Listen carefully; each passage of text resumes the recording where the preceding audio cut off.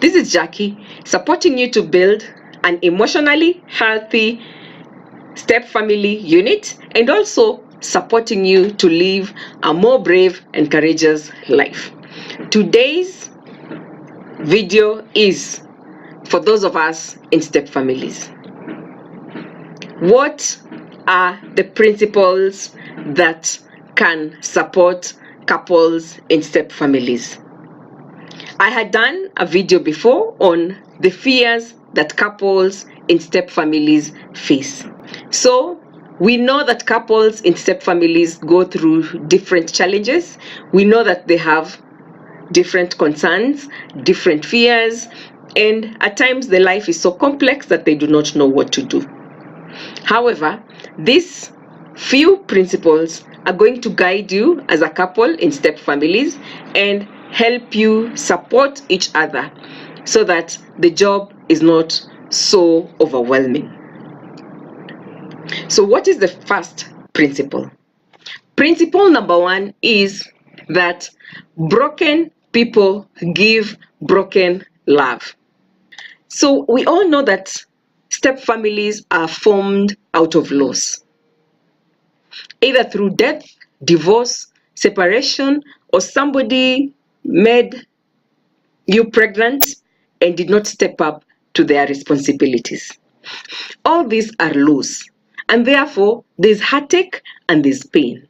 Most of us do not take the steps we need to heal, and therefore we still carry around so much pain and so much heartache.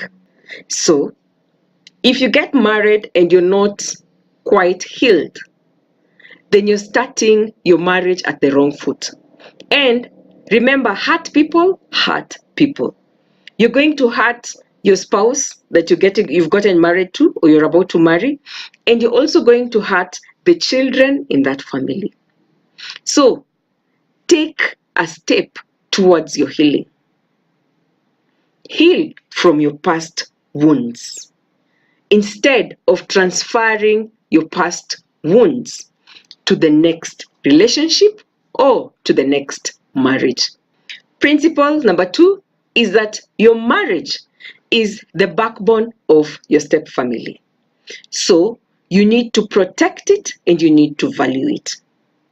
Your marriage is the foundation under which your step family unit is built. It is the backbone that is supposed to take all the complexities and challenges that come with living in a step family. Strong families are built around strong marriages. Don't forget that. So put effort into your marriage. Build your marriage. Value your marriage. Principle number three is you have to build trust. Remember, as I mentioned before, step families are formed out of loss. And some of these losses is because trust was broken once. So, as a couple in a step family unit, you need to build trust. Your spouse could be co-parenting with their ex. If you do not have trust in your relationship, the co-parenting is also going to be a source of conflict in your marriage and in your family. For that spouse who is co-parenting with their ex, kindly do not give your wife or husband a reason not to trust you. And if you're the wife or a husband of a co-parenting spouse, don't allow envy and jealousy to come between you. Instead, talk about it.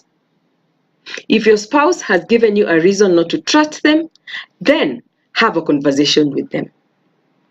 If the reason you're not trusting your spouse is because of your own insecurities, please work on your insecurities. Find yourself. Find a counselor, find a therapist, find a religious leader, find a workshop that will help you build on yourself and become more secure. The fourth principle is Don't complain. Be specific. As individuals in a step family, we all have expectations. And at times, our expectations are the beginning of our own failure as a couple and as individuals in a step family.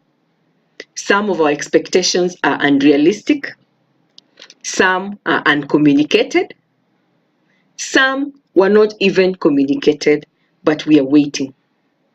You're just mad at your spouse because they've not fulfilled your uncommunicated expectations, because in your mind you know they should have known what I wanted.